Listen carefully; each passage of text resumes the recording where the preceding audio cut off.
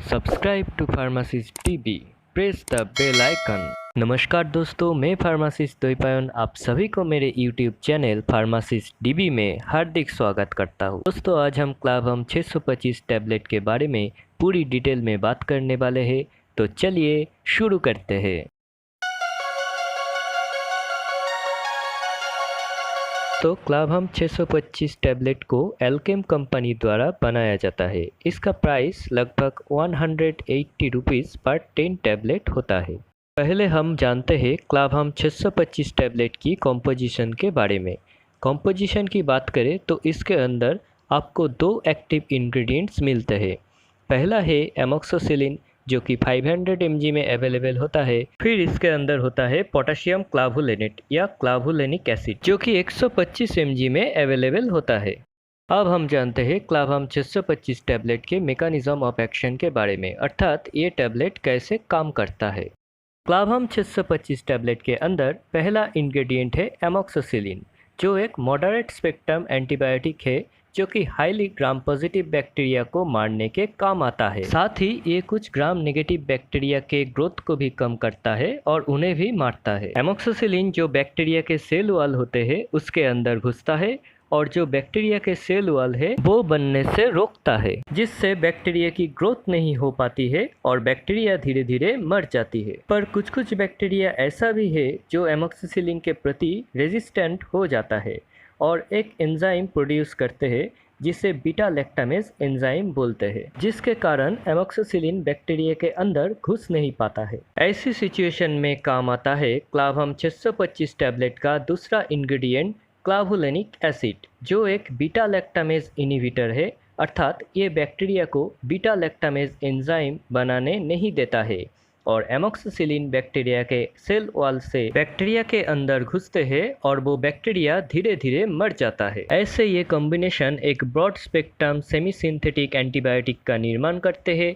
और ये काफ़ी सारे ग्राम पॉजिटिव बैक्टीरिया और ग्राम नेगेटिव बैक्टीरिया के ग्रोथ को कंट्रोल करने के साथ ही उनको मारने में भी काफ़ी यूज़ होता है।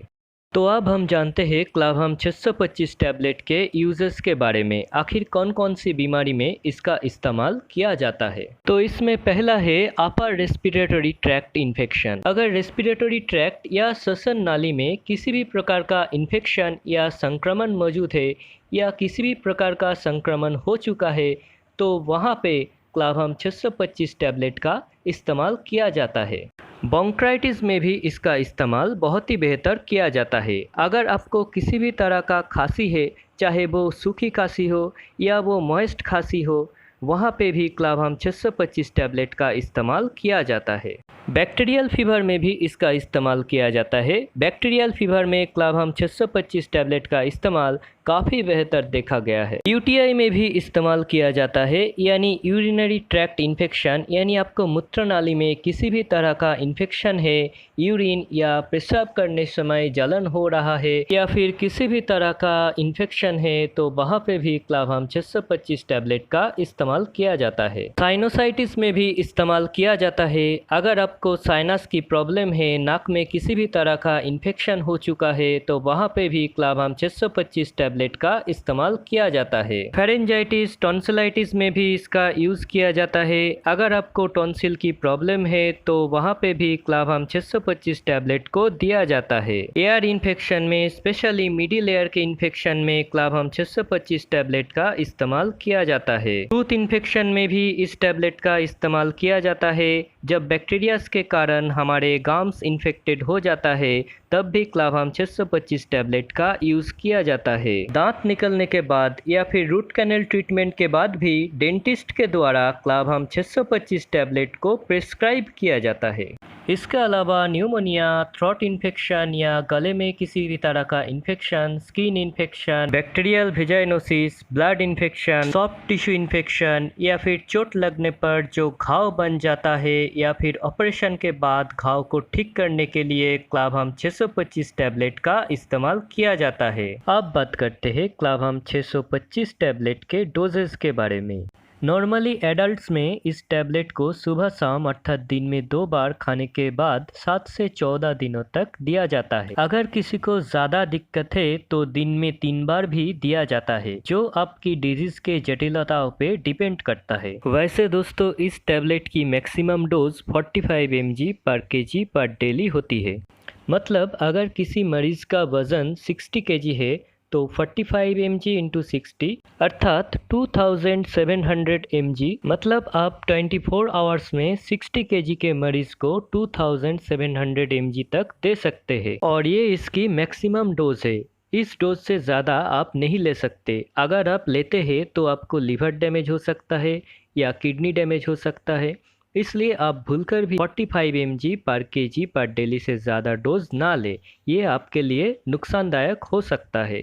अब जान लेते हैं इसके साइड इफ़ेक्ट्स के बारे में। इस टैबलेट को लेने से क्या क्या साइड इफ़ेक्ट्स हो सकते हैं। इसके कुछ कॉमन साइड इफ़ेक्ट्स हो सकते हैं, जैसे कि पेट में दर्द हो सकता है, डायरियल कंडीशन हो सकता है, नोज़िया वोमिटिंग हो सकता है, मुंह में छाले हो सकता है, एलर्जिक रिएक्शन हो सकता है। ये इसके कुछ कॉमन साइड इफ़ेक्ट्स हो सकता है। अगर कोई भी साइड इफ़ेक्ट्स देखने को मिलता है तो आप तुरंत डॉक्टर के सलाह लीजिए। अब बात करते हैं इसके प्रिकॉशन या सावधानी की। इस क्लावहम 625 टैबलेट के साथ आपको क्या क्या सावधानी रखनी चाहिए और इस टैबलेट को किन लोगों को नहीं लेना चाहिए। अगर किसी को पेनिसिलिन ग्रुप की एंटीबायोटिक से हाइपर सेंसिटिविटी है या एलर्जी है तो ऐसे लोगों को इस टैबलेट का इस्तेमाल बिल्कुल भी नहीं करना चाहिए।